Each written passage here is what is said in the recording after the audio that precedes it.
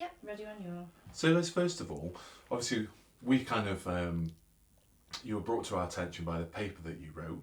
So can you tell me a little bit, just kind of as an introduction to the paper that you wrote, its name, and kind of what the sort of the research was about, please?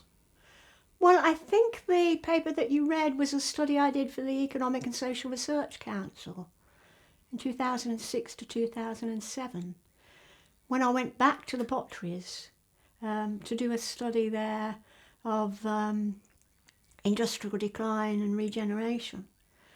And it was to look at, I mean, a lot had happened in the potteries since I did my first research in the early 1980s.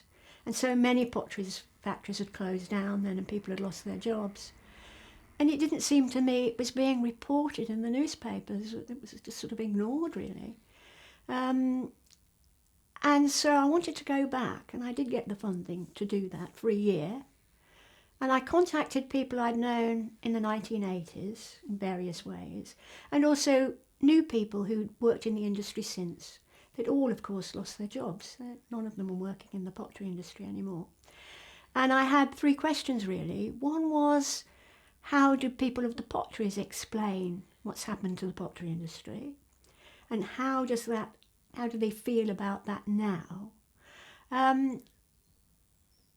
Was there any difference between men and women's experience of being made redundant, losing their jobs in the industry? And the third one was, there was some research which suggested if people had negative experiences of what had happened to them in the past when they lose their jobs and so on, that they look less positively on regeneration strategies. So I'd got three questions there. Fantastic. Is that can you just brush your hair back from your left eye? Yeah. It's just casting a bit of a shadow. Is it? That's all. Is that better? That's much better. Thank Will you. none of that be any good now? That'll be fine, trust me. I wonder if we need to pop that light up actually. Do you see what I mean? Yeah. Is that about the right level you want it? That's absolutely spot on. Oh, good. Could you look towards the poof again for me, please? Yes. Are you still? It's still a little bit. I don't think we'll be able to get rid of that, to be perfect. Is it the hair that's doing it? No, it's still light. Okay. Are we still okay with that? It's a little bit, yeah. Go with that. It's not, no, just. Just sit down again now. That was spot on, Liz. That's exactly what Okay, I'm looking for. good. Why then, you kind of alluded to it there, Liz. Why was this particular subject, why was it of an interest to you? Well, in the early 1980s, I was in the Department of Social Anthropology at London School of Economics. I was a student doing a doctorate. And I got permission through a friend of a friend to go and work at John Beswick Pottery Factory in Longton for 6 weeks. I was very interested in women and work. And through a friend of a friend, I got very interested in the pottery industry. He was a very skilled man, and it was very interesting to talk to him about his work. And his sister spoke for me. I tried at the big companies, and they didn't want anybody coming in, possibly understandably. So I went to Beswick's first of all for 6 weeks, and 14 months later I was still there. And then I was asked to leave for a little while because they had an industrial dispute. And then I went back again for another 6 months. And then over between 1981 and 1984, I was researching in the area. And I lived in Longton, Fenton, Western Coyney with local families. And the thing is, when you go on a pottery factory, it's just for me, was an amazing experience. You just have this sense of a collective endeavour. And there are all these people there doing different jobs, different trades, in the making department, in the decorating department, aerographing, designing, modelling, packing, the kiln-men, people in the slip house. A whole range of trades are there. And they're all working together, a collective endeavour. And they're amazing people, men and women. And, you know, the potteries novelist Arnold Bennett, who really knew potteries people. I mean, he says people of the potteries are the kindest, most generous-hearted people you can meet. And I think that's absolutely true. And they'd got these wonderful skills. Every job, really, they were craftsmen and craftswomen. I mean, sometimes potteries people, if they have a fault, it's that they're far too modest. And there are times they don't recognise, I think, always, quite how skilled they are. Because they're doing this craft skill. I mean, skill is a difficult concept to define. So they've got the intelligence, they've got the knowledge. It's not just manual labour, they're not just working with their hands.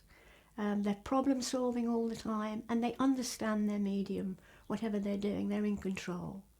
So it was a great experience, and I spent weeks and weeks, months and months, sitting with people on the pottery factory, talking to them about their family histories, you know, their mothers in the pottery industry, their sisters, their daughters, their aunts, where they trained, and they trained at all kinds of different pottery factories, Spode and Wedgwood, John Beswick. You know, they're really very experienced people, and they did a whole range of jobs. And I just fell in love with it, really. I mean, that's the only way to say it. I mean, I think we were talking about this earlier, that people go to the potteries, and one of the things that hits you, it's the people themselves. And they are just amazing people. So they probably think I'm being a bit romantic about it all. And maybe I am. I mean, I do know the dark side. You know, it was one of the dangerous trades with coal mining. You can't be romantic about it. It was hard work. Certainly if you had potter's rot, or I knew people then in the 80s who had parents and grandparents dying of potter's rot. You know, it ruins your lungs. It's the equivalent. It's silicosis and so on. Terrible way to die. So there's you know, it was hard work. It was dangerous work at one time, very dangerous. And there's nothing like a pot bank. There's just the smell of it, the atmosphere of it. And there's a lot of banter, friendliness, camaraderie, men and women working together, women, the paintresses there. It's just a fantastic place to be, I think.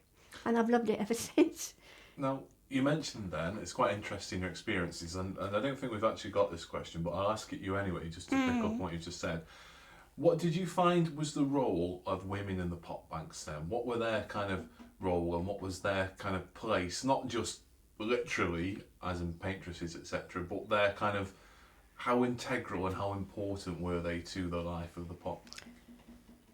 Well, firstly, on John Beswick, I mean, as on many other pot banks, they were the majority of the workforce. I mean, without them, there wouldn't have been a pot bank. There wouldn't have been a pottery industry. They were a huge, you know, contribution to the labour force. And of course, they did a whole range of jobs. And I think the women were incredibly independent. And of course, they were all piecework. So they also have to have stamina. I mean, you go in the morning, you're paid for every 10, say, that you make, you know, at the end of the day, how much you've earned. So they went in there to make their money. I mean, they were craftspeople, and they were, you know, if they were paintresses, they had artistry, as they used to say, in their fingers. But they were women who were very committed to their families, and they worked hard, and they went in to make their money. So they had a role on just about every part of the pot bank. And I think, you know, assertiveness is a difficult word. It can make people feel they weren't aggressive in any way, but they were confident. They were tremendously good-hearted and kind, as I've said, and helpful. And I think they were very committed to their work, you know. So when you kind of returned sort of in the 2000s, or the noughties, or whatever people call it, what kind of a state was the pottery industry in when your research took place? Where were we in terms of what was going on at that time in the pottery industry? Well, when I went back for the second study, so that's the early one we talked about, this is the second study, 2006 to 2007, which was funded by the Economic and Social Research Council. One of the reasons I wanted to go back was I knew all these pottery factories were closing, but there was hardly anything about it in the newspapers at all. It was almost forgotten that it was happening. And I'd been told what was happening as well from somebody I knew who was from the potteries. And I thought, well, I'm going to go back and talk to them about how they see what's happening. What are their explanations for what's happened, all these pottery factories closing down? And so I went back in 2006, and it was an absolute shock. People did say to me, you know, you need to be prepared. But it was a shock. Beswick's had been demolished, I think, in 2003. So many other pottery factories had been demolished or were closing down. I mean, while I was there, Spode closed down as well. I mean, there was dozens and dozens and dozens of pottery factories. It had almost disappeared. I mean, it hasn't completely disappeared. You know, there are still pottery factories thriving now, but not very many of them. And then, of course, compared to the 1980s, you really couldn't walk very far without seeing a pot bank. They were everywhere. It was the heart and soul of Stoke-on-Trent, the pottery industry. So I got there to find people, they'd all lost their jobs. Some of them had retired. And there was a sense, I think, it was almost as if, and this reflected a study that was done in Rotherham, another post-industrial city. What was very sad, I think, was that it was as if people hadn't left. They were still living in the area. But the landscape had changed so much. So many landmarks had gone. Not just pottery factories, but churches, all kinds of buildings and so on. And it was almost as if they felt displaced in the place that they had felt they belonged. Almost as if they'd moved, but they hadn't moved. And there was a sense of displacement. There was a sense of feeling forgotten, that this has happened to us and nobody's really interested. And at the same time, Stoke was getting some bad publicity, very undeservedly in the newspapers, you know. And I think people felt they were being, in a way, forgotten and looked down on. And I think, in a way, they were right to feel like that, quite wrongly so. These people had all lost their jobs. They'd adapted. Many of them had found other jobs. I think the very difficult thing was for some of them, they'd been made redundant 7 or 8 times since they'd been made redundant from the factory in 2001. And some of that were other pottery factories that had then closed down, but they were adaptable, you know, they were working in supermarkets and call centres. Some of them, I think, the minority, but nevertheless I think it's important to recognise, had seen the closure of the pottery factories as an opportunity. They'd made the most of it. And some of them had gone into care work, social care work. Somebody went into finance, health and social care, a whole range of things. And there was a general sense, I think, of loss and grief. And people didn't understand, I don't think, how it had happened quite so quickly. And of course the standard explanation is globalisation. But globalisation is only part of the picture. That's complicated. But when I talked to them about what they'd seen, people as well had worked at different places in the pottery industry, and I talked to a wide range of people, 2 members of parliament, local councillors, people from the union, people who worked in the pottery industry. And I think the explanation was, I mean, to say bad management is really a blanket term, but there were some very bad decisions made. And so from the inside it looked very different, the way it looks from the outside. And from the inside you could see that globalisation really is more an excuse than an explanation. You have to look at what was actually going on, the decisions people made, how they responded to these, you know, all the influx of China, from China. That's why we call it China. Yes. So, and I think that one of the main feelings is that people had, and I heard this so many times, is the feeling that they'd been thrown on the scrap heap. Now, I went round the Spode factory in Stoke. I think it was about the day before it closed. and the paintresses were just packing up, and also there were people in the making department, men in the making department, casters and so on. And one woman called across to me, "We have been thrown on the scrap heap." And that was the feeling. You know, they'd worked hard, they'd been loyal, they had their skills, they you know, it was a major export industry and so on. And they'd just been thrown on the scrap heap. And I think there is that sense, you know, theories of capitalism and how capitalism has developed, global capitalism is, these skills are now seen to be obsolete. And people who have craft skills, that's their livelihood. These have been passed on from generation to generation to generation, you know. The pottery just goes back hundreds of years. I mean, pottery was made in the area we now know as Stoke-on-Trent in Roman times. And all of this just, that was it, as if it didn't matter. And I think the way in which they'd made redundant was not well done. I think there was some this is a celebration, so we don't want to go too much into that, but I don't think people were well treated at all. From your kind of research and interviews, what was, in particular, the women you spoke to, what was their kind of reaction and response then to having to leave an industry and with, as you've noted, skilled work, to go and work as a care worker or to go and work in a shop, for example? What were their reactions in general to that kind of change of role? Well, there were a few who'd gone, as I said, gone into care work and social care work and so on. And that was a new opportunity for them. And they felt very positive about it. But there are a lot, you know, who are working in, as I say, have been made redundant several times, working in supermarkets, stacking shelves and so on. There's nothing wrong with that. It's a perfectly good job. And, you know, you still need skills to do that. But a great sense of loss, really. I mean, you know, that it was their livelihood, those were their skills. They weren't earning what they'd been earning as piece workers because women could earn very good money in the pottery industry.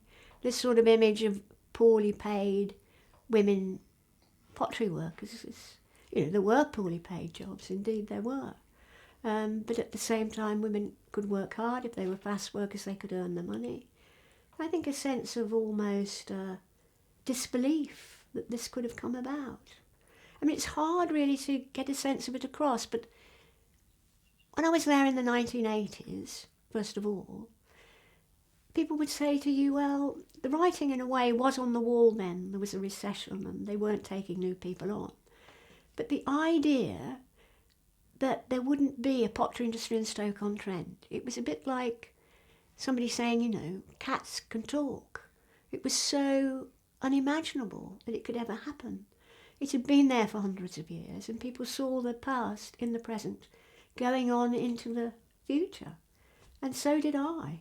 And so I think they were in this situation now where it was very hard to understand what had happened. And also, a lot of the women, I think it was harder for women in a way. Well, no, that's probably not true. It was difficult for men and women. But a lot of the women had worked with other women they'd been at school with. Then they'd gone to the pottery factory. They had social networks there. I mean, they were tremendous. Yes, women disagreed about piecework price and those kind of things. It wasn't all rosy all the time. But, you know, there's great support from the social networks that they got. And that was gone. You know, the people they'd known and they'd known for years, family, friends, members of that, they didn't see them really anymore. People do get together, I think, now, and did. So a great sense of loss. And I think a sense of, well, how did this happen? How was this let to happen? Because my own view is, from my research and for also the help I've had from understanding it from people in the potteries, is that it wasn't inevitable. It didn't have to happen, you know. Something could have been done. It wasn't well handled. And people also knew, of course, on Beswick's, that they were still making the ware. They just weren't making it in Stoke-on-Trent. They were making it in China. So they felt doubly abandoned and betrayed as you would. Do you think that from your kind of interviews and meeting people, do you think that the or even from your own point of view, that people felt it was a creative job, and what were their attitudes towards the creativity and the pieces that they were producing?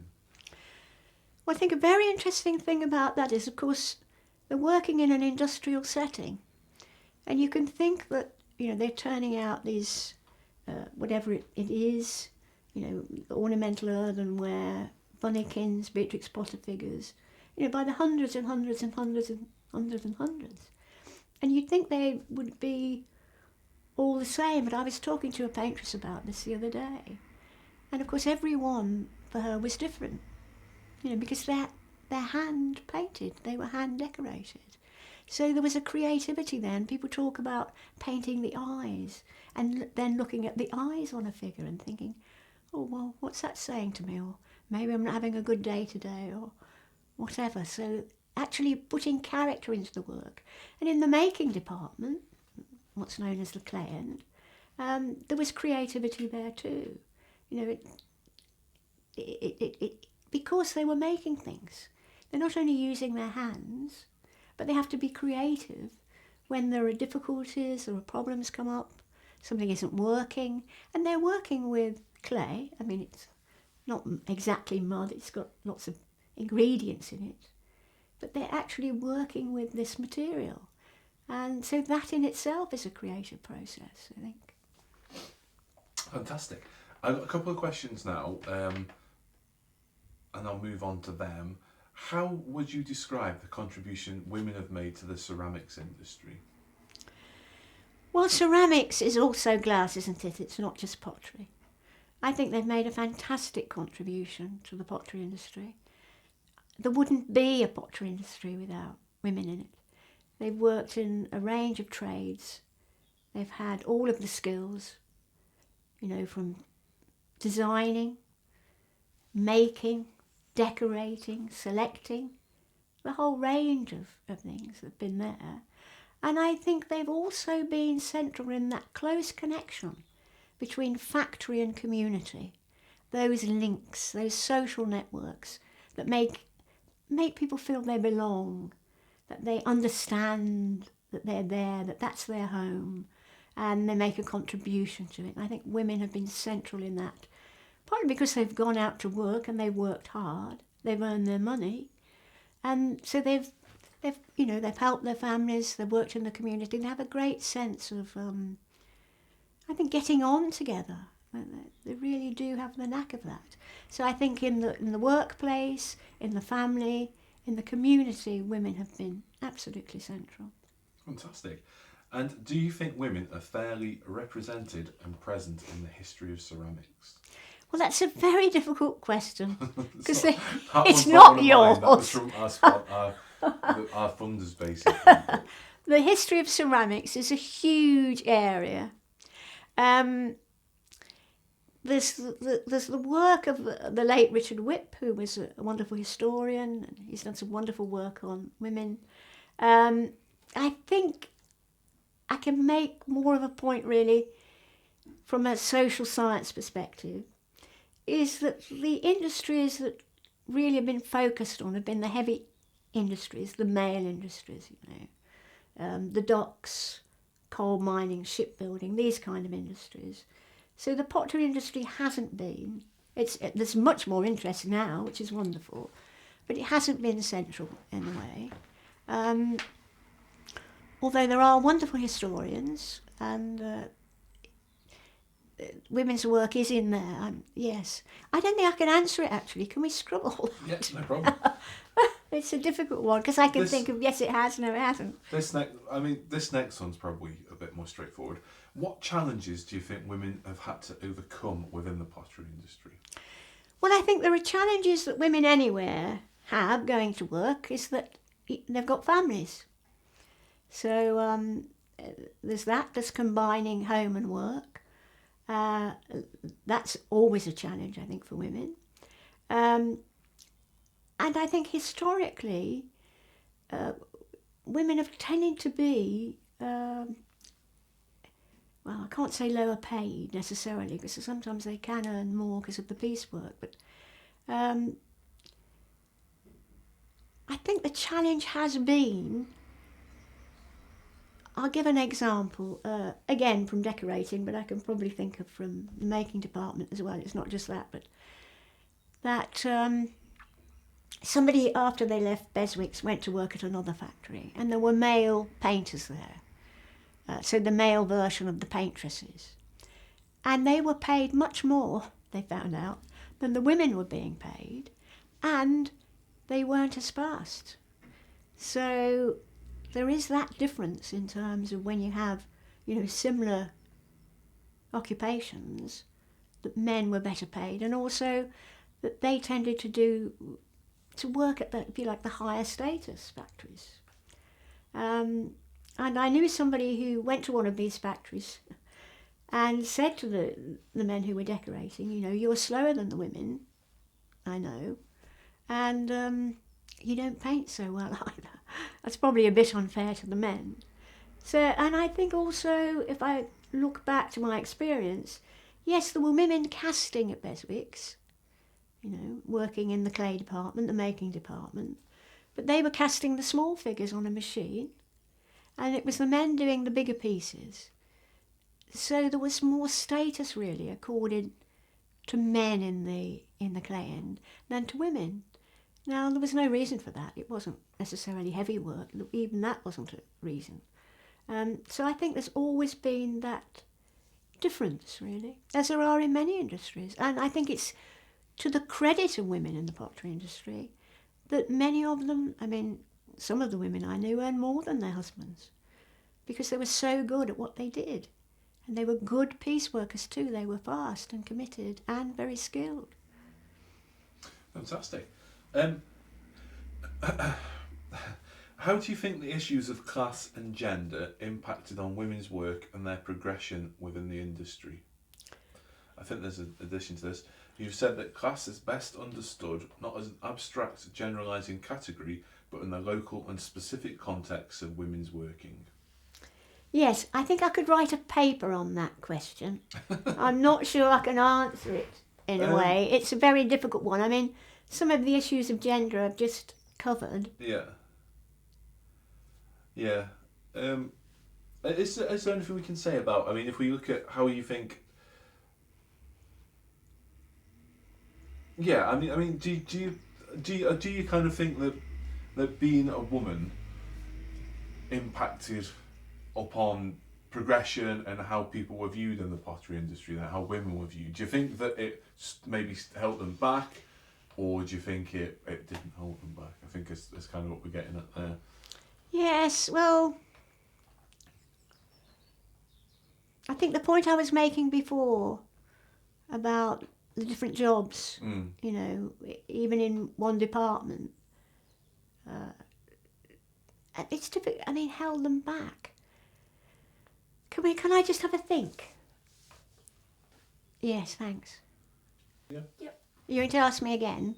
Yeah. So just moving on from that last question, because I think, as you've explained, it is a bit tough to tackle. The next one, Liz, do you think there's a hierarchy of ceramics? For example, the studio might be higher up the hierarchy, for example. Yes, I think that is true. I think that people think, well, studio pottery is somehow more art, and that studio pottery is made by a potter at a wheel, which it often is, and industrial pottery is just people working in a factory, turning out pottery.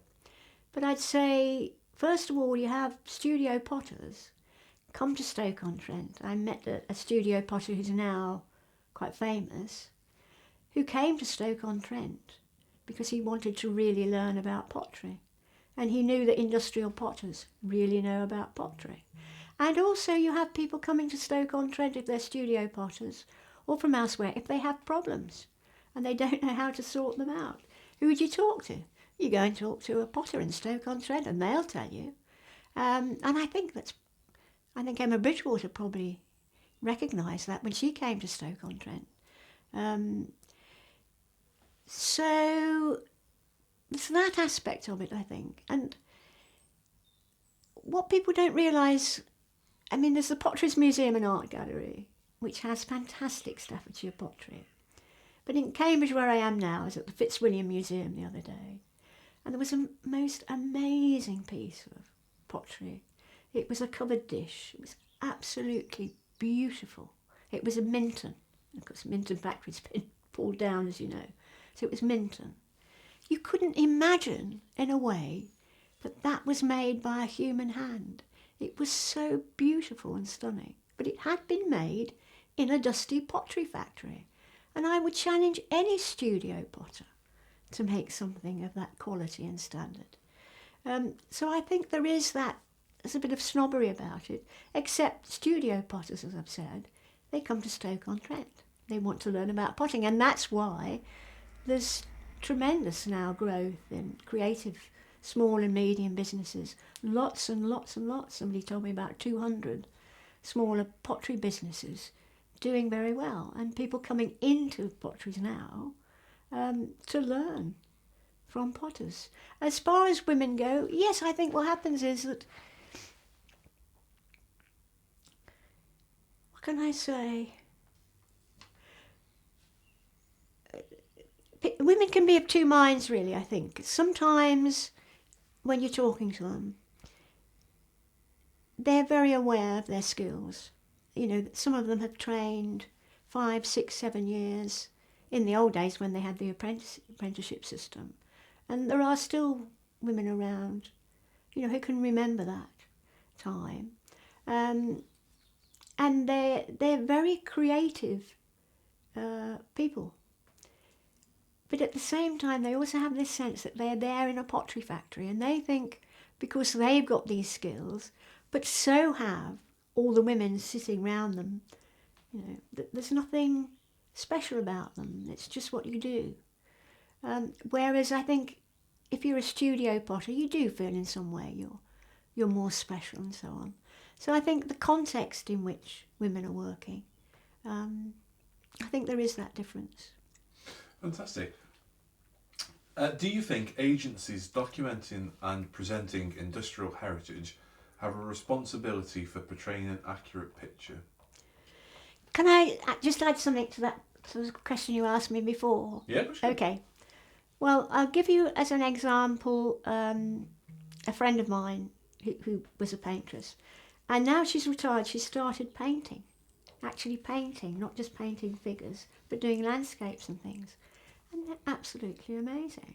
I mean, I didn't realise before, I knew she was a very good paintress, but I didn't realise, you know, she really can paint. It's, you know, I mean, and freehand paintresses, some of them can, they really are wonderful artists. And her daughter is the same, that's sort of passed on, she also worked with her. So there is that they can do far more, I think, than you see them do in an industrial setting. I'll ask this question. Okay, go on, yeah. Ask it again. That's fantastic. If ever you want to go back and add stuff like Yeah, that, okay. that's perfectly fine.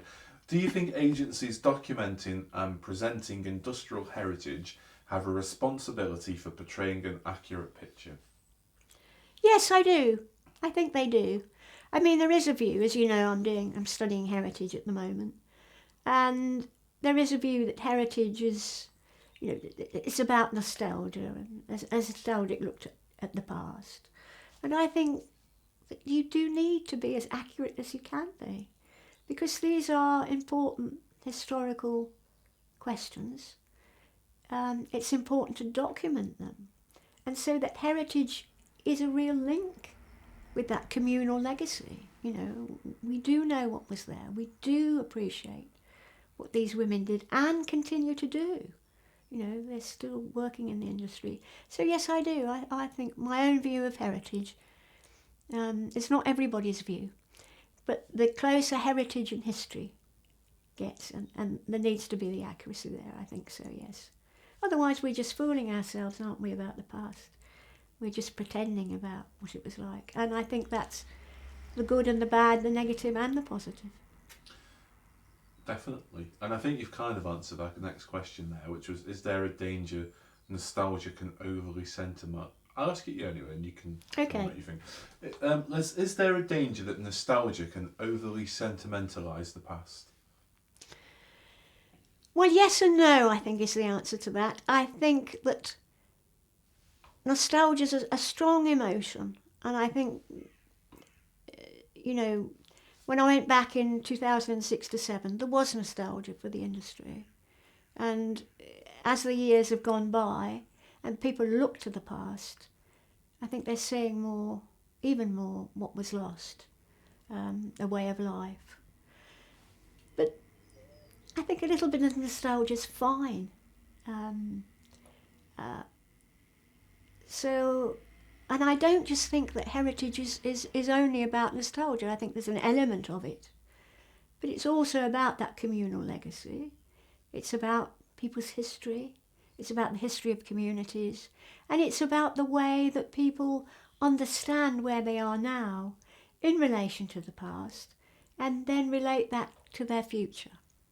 And so I think that's important, because you can use heritage in a very positive way. I mean, if you look at for example, take the Emma Bridgewater factory. There's a heritage of spongeware going back, was very much out of fashion. It's gone a couple of 100 years, but it's been brought back and modernised.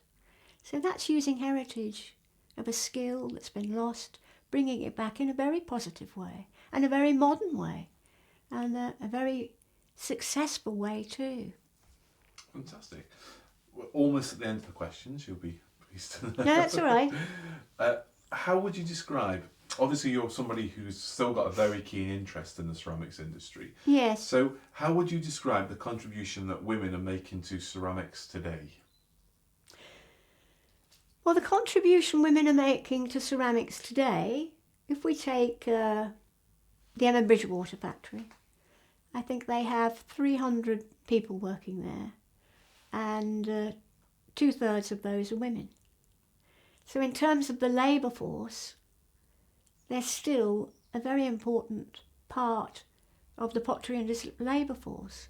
And if we think about the other factories, there's Steelite, Portmeirion, Moorcroft, Middleport Pottery, Emma Bridgewater factory we've mentioned. Any I've forgotten? Churchill, that's an important one. So women are still there working in the industry with these skills, this intelligence, this knowledge of the industry. I think they're absolutely essential, and they make a fantastic contribution. And I think one of the wonderful things about making this film is to recognise that contribution, because it hasn't been recognised, I don't think. I think that was that sense, when so many pottery factories closed, that they had been thrown on the scrap heap. And they didn't deserve to be at all. They made an amazing contribution to what's been an amazing industry, and hopefully will continue to be so, even though there's only, relatively few pottery factories. They're doing well, and some are thriving. And women are still working in the pottery industry, still contributing. What do you think are the best ways to preserve and document the contribution women have and still do contribute to the ceramics industry? Well, I think films like this are very, very much part of it, aren't they? Because I've seen the excerpt from it, and it's wonderful to hear women talking about the working lives and the way they talk about it, the different insights they bring. Things I couldn't say, I don't know. They know firsthand. I think that's a marvellous way to, not only to preserve it, but hopefully, to bring women into the industry. I know at Emma Bridgewater again, they've got, decorators there. They've got women who paint the, you can have personalised wear, and they freehand paint them. Those are wonderful skills. So it's not just about preserving it. They're working there. They're passing those skills on. They're staying alive. They are living heritage in a way, and I think that's an important way. Obviously, historical studies to document it, oral histories. I think quite a lot's done at the Gladstone Pottery Museum in Longton, I think there are archives and so on. So I think they are being documented. I think people are realising how important this is to document, to preserve it, to use oral histories and other ways of doing that. And with digital technology, it's all these things are possible. But I think the most important way is to take women into the industry, train them, and want women to come back. I mean, I think women do, and create more jobs. Make sure when people buy their pottery, they have a look underneath and is it made in Stoke-on-Trent? Definitely. That was fantastic, thank you, Liz. Is it? There were some really, really good answers Oh, there. good. And I think we're going to, mind just, if you do stand up, by the way, mind us that Okay. microphone there. I think we're going to have a real problem actually editing down.